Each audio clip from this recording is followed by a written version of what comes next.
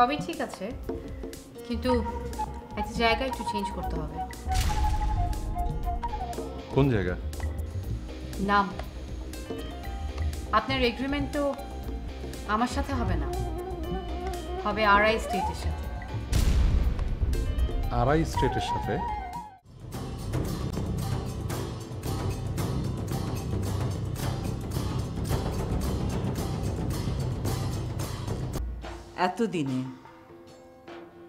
এতদিনে তুমি কিঞ্চিত হলেও প্রমাণ করতে পেরেছো যে তুমি আমার মেয়ে।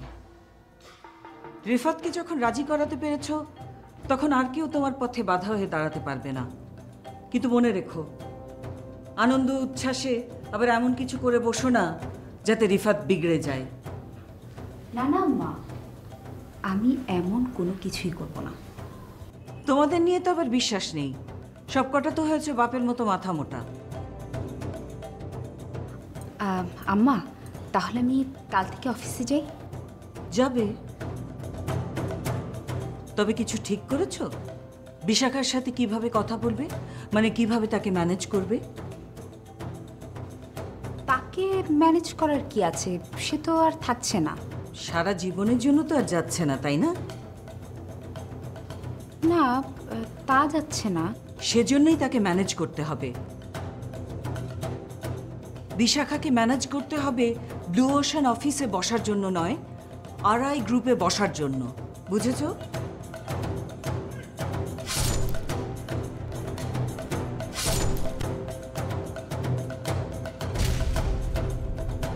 ঠিক বুঝলাম না আপনার কথা। তুমি বললে না বিশাখা তার উইলের সবকিছু দায়িত্ব দিয়ে যাচ্ছে রাহাতকে। হ্যাঁ, তোমাকে এমন কিছু করতে হবে যাতে সে রাহাতকে নয়, তোমাকে দায়িত্বটা দিয়ে যায়।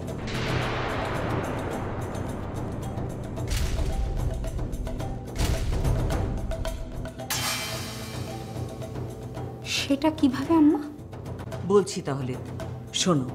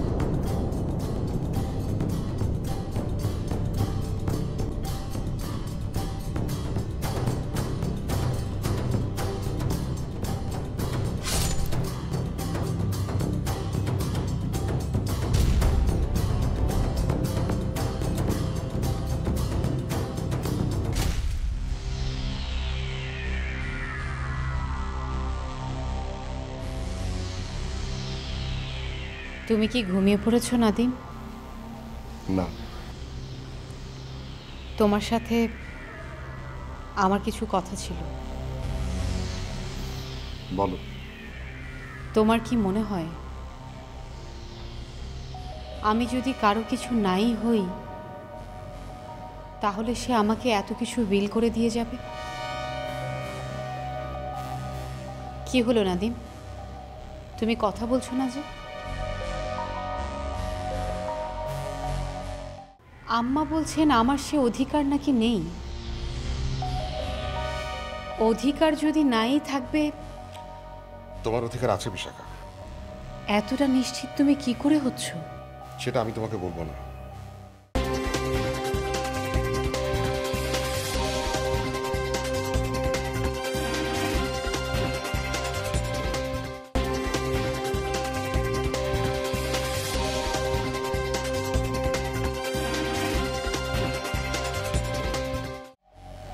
না,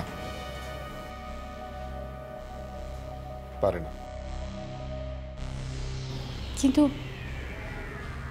আম্মা যে বললেন। আম্মা ঠিক বলেনি। হঠাৎ আবার এই প্রসঙ্গ কেন উঠল? আসলে বিষয়টা নিয়ে আমি কিছু আইনি পদক্ষেপ নিচ্ছি, কিন্তু আম্মা বলছেন আমার সে অধিকার নাকি নেই। অধিকার যদি নাই থাকবে, তোমার অধিকার আছে বিশাখা, এতটা নিশ্চিত তুমি কি করে হচ্ছ? সেটা আমি তোমাকে বলবো না। আর এই বিষয়টা নিয়ে আমি তোমার সাথে কখনোই আর কথা বলতে চাই না, তুমিও বলবে না। আর কিছু বলবে? হ্যাঁ, বলো। আমি কয়েকদিনের মধ্যে দেশের বাইরে যাব। সেটা তো তুমি প্রায় যাচ্ছ, এটা নতুন করে বলার কি আছে? এবার আমি অনেক দিন থাকবো তো, তাই তোমার বিষয়টা নিয়ে খুব চিন্তা হচ্ছে। তুমি কেমন করে? ওটা নিয়ে ভেবো না, চলে যাবে দিন। এটা কি তুমি রাগ করে বলছো? না, রাগ করে বলছি না, কাজ যখন আছে যেতে তো হবেই। আর কিছু বলবে?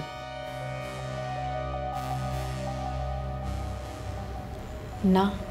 Good night.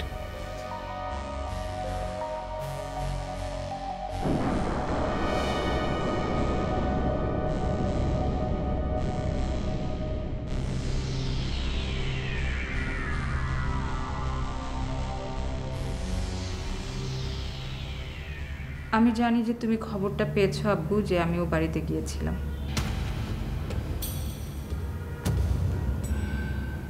কি কি কথা হয়েছে সেটাও তুমি নিশ্চয়ই জেনেছো।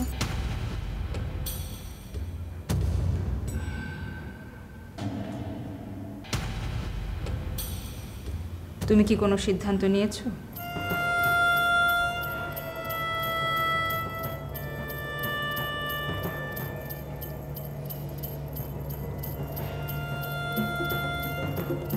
আব্বুর সিদ্ধান্তটা তোমাকেই নিতে হবে,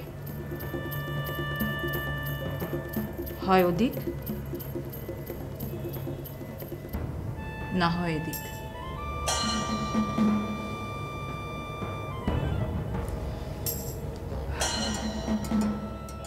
তবে আমি তোমাকে কোনো সিদ্ধান্ত নিতে বাধ্য করব না। তুমি চাইলে যে কোনো রকম সিদ্ধান্ত নিতে পারো। হয় তুমি আমাকে নিয়ে থাকতে পারো, না হলে আমি দূরে চলে যাব, অনেক দূরে, যেমনটা আমার মা গিয়েছিল। তুমি চাইলে অনেক দূরে চলে যাব আমি। তোমার জীবনে আমার কোনো ছায়াই পড়বে না। আর তুমি যদি আমার বাবা হয়ে থাকতে চাও, তাহলে অন্য কোনো ছায়া তোমার জীবনে থাকতে পারবে না।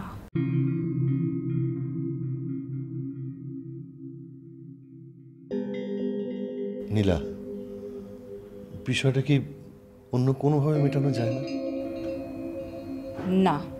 আমার এই পড়ন্ত বেলায় আমাকে কি এরকম একটা কঠিন ঝড়ের সামনে দাঁড় না করালেই নয়? ঝড়? ঝড়ের কথা বলছো তুমি আব্বু? তোমার তোলা ঝড়ে আমার মায়ের জীবনটা তছনছ করে দিয়েছো।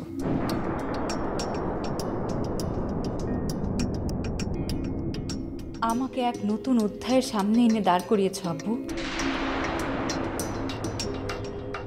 যাতে আমার সারা জীবনের শ্রদ্ধা, ভালোবাসা, বিশ্বাস সব কিছু নিঃশেষ হয়ে গেছে, সব।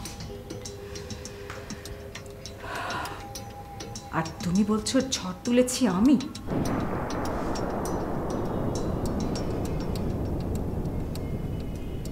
সিদ্ধান্তটা তুমি নিয়ে আমাকে জানিয়ে দিও আব্বু।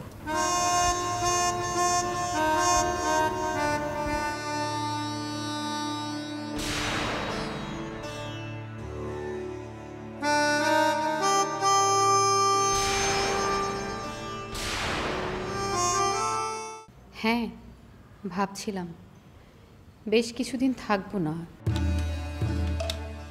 এদিকে সব কিছু যে কি হবে। হ্যাঁ, কিছু ঝামেলা তো হবেই। তা তুমি কতদিনের জন্য যাচ্ছ?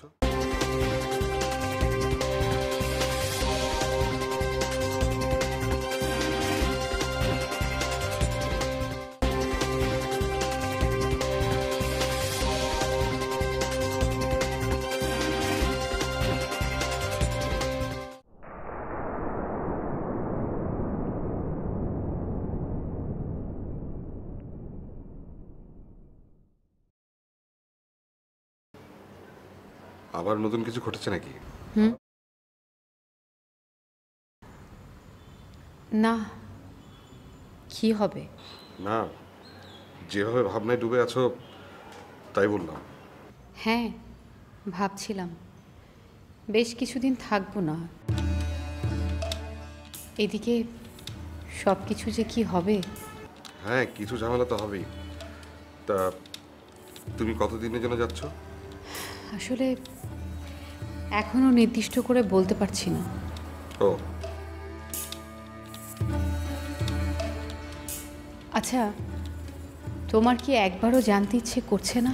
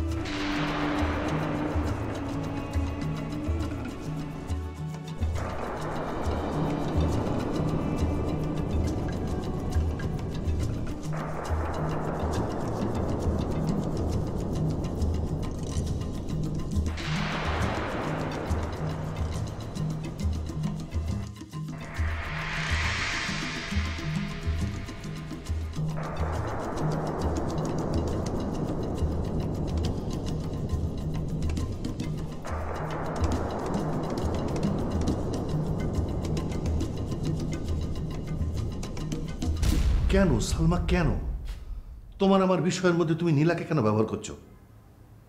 আমি তো তোমার কাছে সবকিছু অকপটে স্বীকার করেছি, তারপরও কেন? এই কেনর উত্তর আমাকে কেন দিতে হবে সে কথা বলতে পারো? কারণ তুমি নীলাকে দিয়ে এই সমস্ত করাচ্ছ। আজীবন তুমি আমাকে দোষ দিয়ে এসেছো, এখনো তুমি তাইই করছো। আমার সংসার ছেড়ে আমাকে চলে যেতে হলো, সেটা আমার দোষ ছিল। আজ নীলা তোমাকে যা বলেছে সেটাও আমারই দোষ। আমি তোমার কাছে নিজেকে নির্দোষ প্রমাণ করার জন্য কথাটা বলছি না, বলছি যাতে তুমি আমাকে কখনো অহেতুক দোষে দোষী করতে না পারো।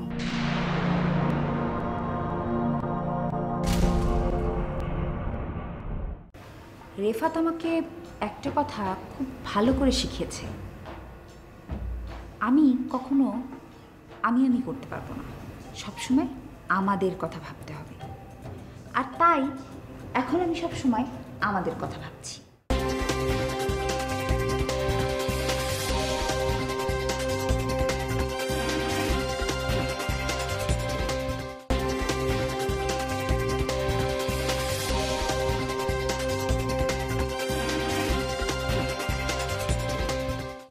তোমার আর তোমার মেয়ের মাঝখানে কি হচ্ছে আর কি হবে এর মধ্যে আমি আর নেই। অহেতুক কোনো কেনর সামনে আমাকে আর দাঁড় করিও না।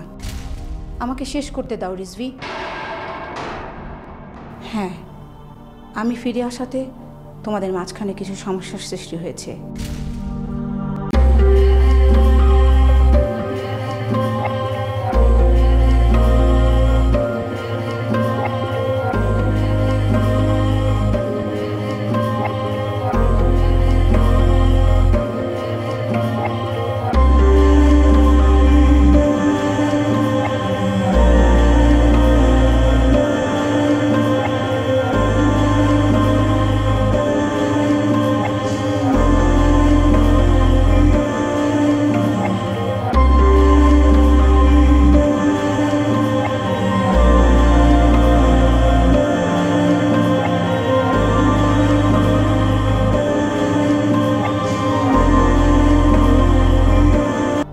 ব্যাপারটা বোঝার চেষ্টা করো চান্দা।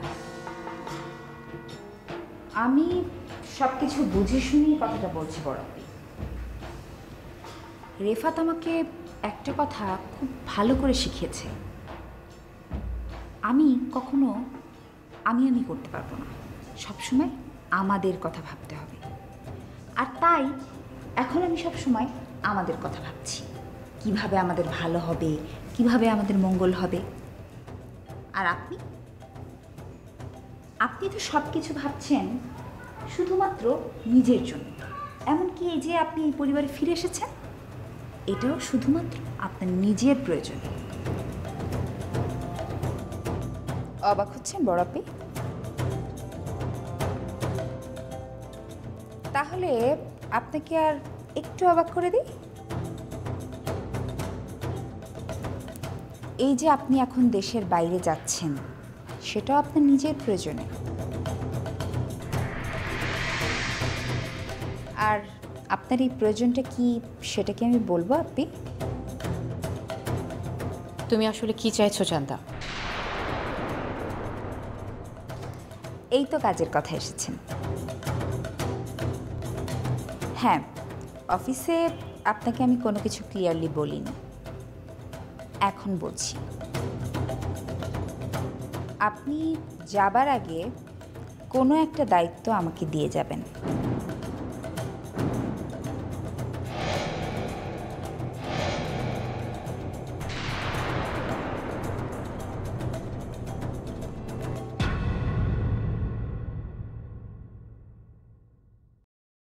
আপনি যাবার আগে কোনো একটা দায়িত্ব আমাকে দিয়ে যাবেন।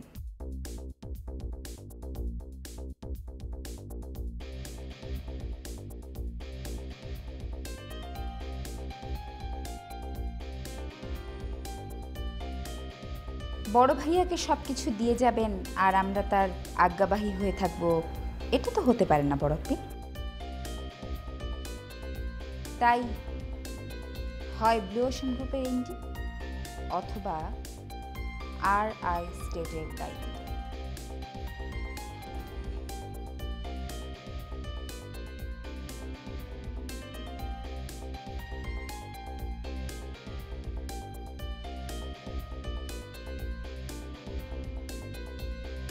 একটা আমাকে আর একটা বড় ভাইয়াকে। এখন আপনি ঠিক করেন কোনটার দায়িত্ব আপনি আমাকে দেবেন। তবে হ্যাঁ, সব কিছুর কাগজপত্র পাকাপোক্ত হতে হবে। কি বড়পি?